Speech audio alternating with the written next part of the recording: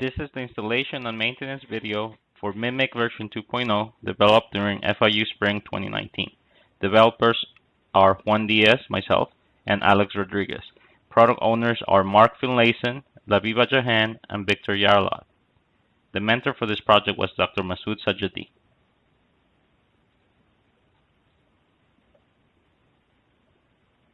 This presentation slide, the videos, and a text document will be available to you on our Confluence page for FIU Spring 2019 MIMC project.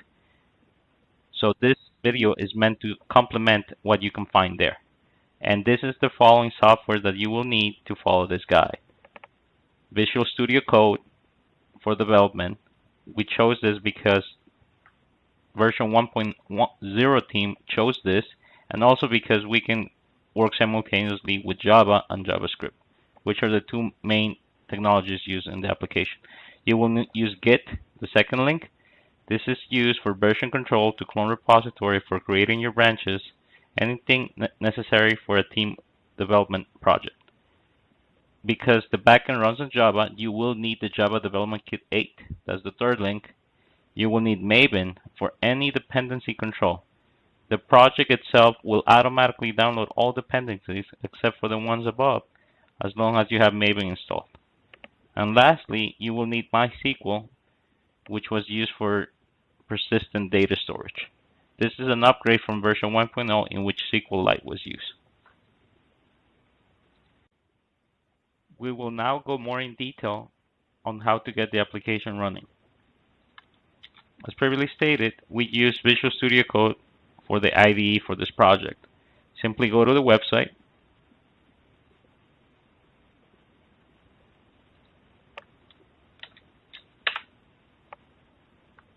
download the self-installer and follow the instructions. This is what Visual Studio Code looks like. What we found really great about it is that you can run your commands straight from the terminal without having to open the Windows terminal or command prompt.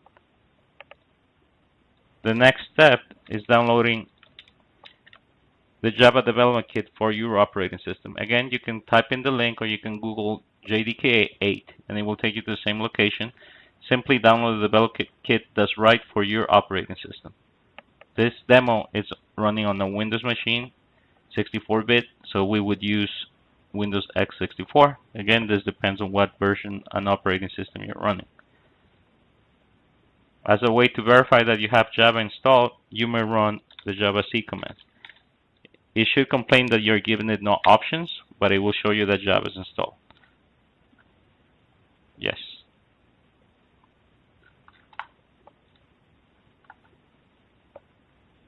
The next step is downloading Apache Maven. Go ahead and follow the link and follow the instructions. It's simply a matter of extracting the zippable file and adding to your environment path. The instructions are on the Apache Maven website.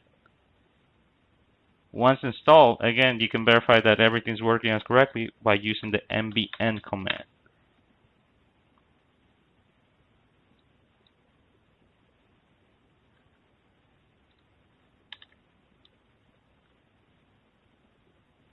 And you can see that it's trying to scan for a project. Next step is downloading MySQL.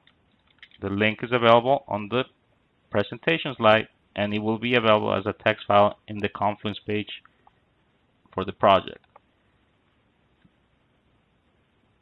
I believe MySQL is available for Linux distributions. However, for this link, I'm giving you the Windows installer, but you can navigate the site to find the right version for you. In Windows, we did have a problem downloading the online downloader. Basically, just downloads whatever components you need. So we needed to download the full installer. So we do recommend downloading the full installer. Point is that when downloading MySQL and installing it, you will be presented with a lot of plugins. You do not need the plugins for Excel, Visual Studio, or Python unless you need them and want them and will be using them on your project. This will create dependencies and and you might need to install initial applications.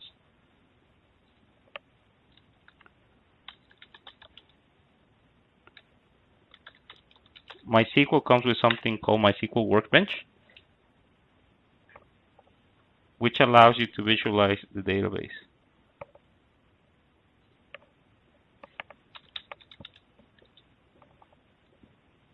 This is what it looks like. Now the installation will actually, your project will actually require you to, when you install it, you're given the option of picking a username and password. The application will actually require the username root and password admin. However, you can change this later on, so don't feel compelled to use that username and password when installing a MySQL. You can pick whatever you want and then change it later from the application configuration file.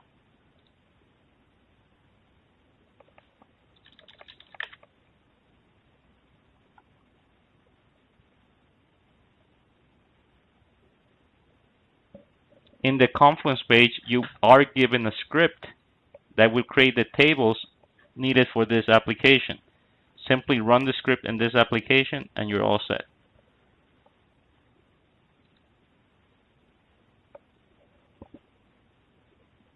The next step is installing Git. I believe most people will already have this installed, but if you need it, the link has been made available to you. After you have all the applications running, what you need to do is start cloning the remote repository. But first thing you should do is you should navigate to the folder where you want to install that. For this specific, for my system, I have chosen the senior project folder. So I would have navigated to CD, senior project, starting from the C drive. And once there, I would have put the following command. Again, this is made available to you on the Confluence page. Now, in this instance, this failed because I already have the remote repository. Now that we have all the applications installed, we can go ahead and run the application. Remember, this application is heavily dependent on Maven to download any dependencies. So once you've cloned the remote repository, what you want to do is go ahead and run it. And you do this by first get a directory listing of the folder you're in. You should see a new folder called MIMC-backend. This is where the application is hosted, so you will need to navigate to that folder. Once there, you can run the following command to start the application. mvn juvie :run. Maven will automatically download any dependencies for you and compile any libraries that you might need.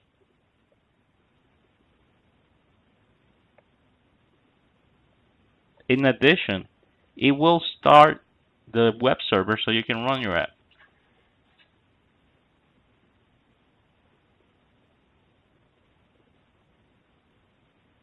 During the first run, do not be afraid if it takes a few minutes. It has to download everything that's needed, compile it, and then run it.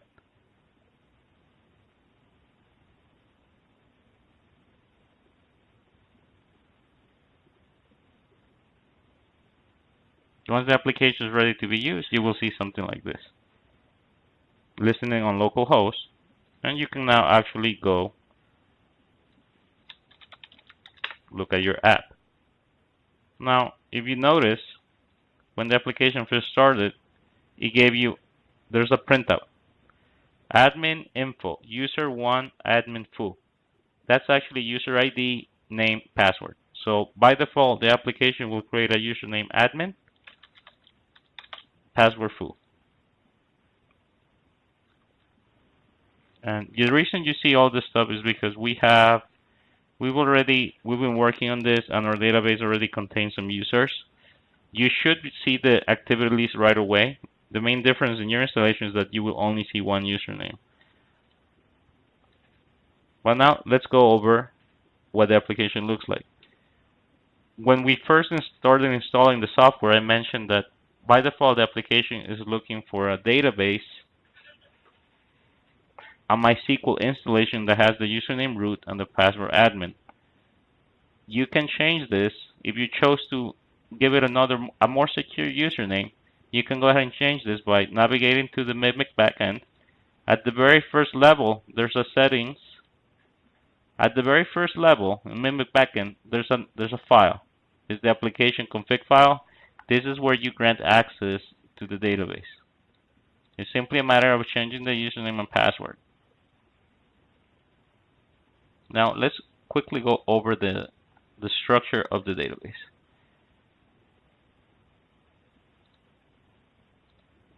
You have two main folders. Public will be the front end, and source will be the back end. So public is a JavaScript application, a single web page application. If you open the app folder, you will find the components. AngularJS is all based on components. So anything you can split on component, for example, the navigation bar, the login controller, the footer. API is a service rather than a controller because it serves to link controllers.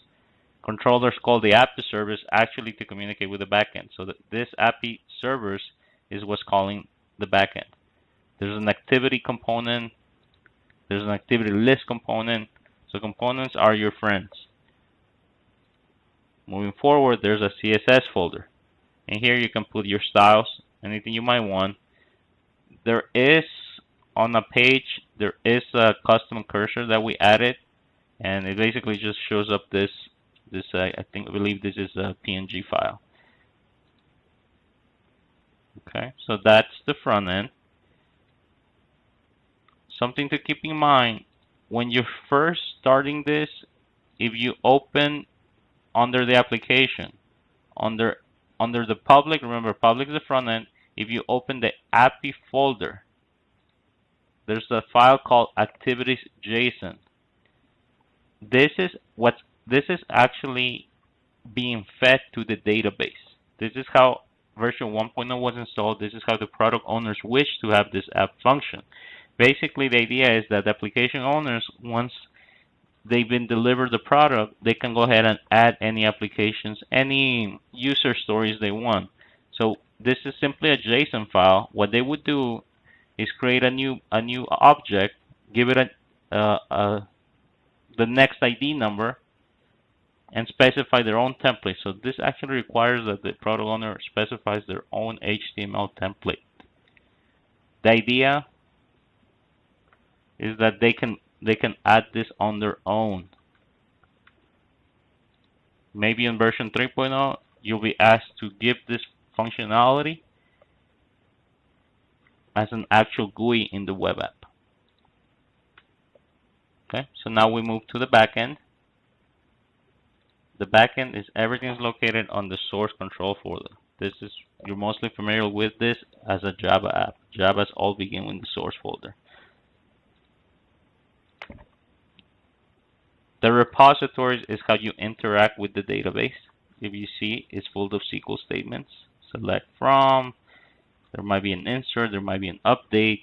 This repository class is basically what's interacting with the database. So you will create an object of the repository class, a single object, and this object will take care of your SQL statements. The controllers are basically what the front end is interacting with. So every time the API service on the front end calls a controller, it's going to be calling one of these. They're divided into activities, activity progress, session controller, which was actually heavily edited during version 2.0 for session control. The user controller, as you might have guessed, is used to add usernames. And also, this is the main source of the application. This application is using a framework called Juby. Hence, you see class app extends Juby. So you can look at how the Juby framework works, but basically, you insert your dependencies. JDBC is a way so you can interact with the database. If you see, at every request, we're adding the repository class that were created. Most likely for version 3.0, you might need to update the classes or you might need to do one. On start, the Juby app has states. It has on start, unstarted, and before. On start, once the installation starts, what do? On version 1.0, this class, this method was creating the database when SQLite was being used. This is no longer needed as we move to MySQL installation, and you're given the script file that you need to run before running the application. However, we are running the initializer still. Why do we need an initializer? Because the activity list is being read from the JSON file. So we need a way to automate that so the client doesn't have to do it. Remember, they are free to edit the JSON file. So this is reading off of that. And this is a scheduled service. It's basically cleaning all session tokens, forcing inactive users to log out. This is unstarted. Once the application started, do something. Nothing's being used. But this is a neat feature because this is what's known as interceptor. Remember, this is the backend. This is an API backend. So every time the front end sends a request, it's going to be an HTTP request. So what this is doing before any request and any response is given, go ahead and run this. It's running authorize, check session. Basically, it's making sure that whatever request is being made is made from a valid user. This is where you specify the controllers. And this is pretty standard. This is your main method. This is how you make the application run. If you ever need to add any dependencies, you can open the POMEN XML file.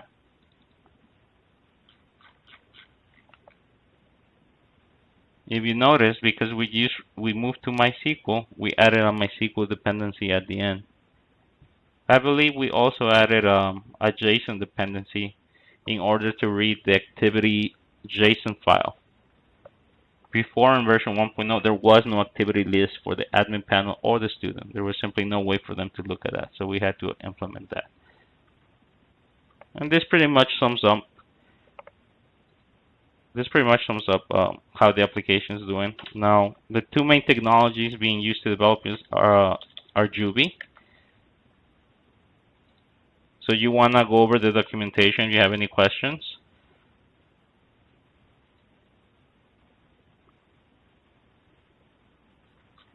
It's not a very large documentation. What I do is do Control F and look for anything that I might need.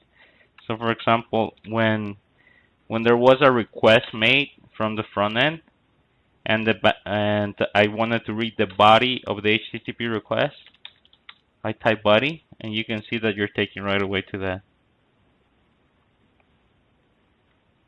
So this is Juby.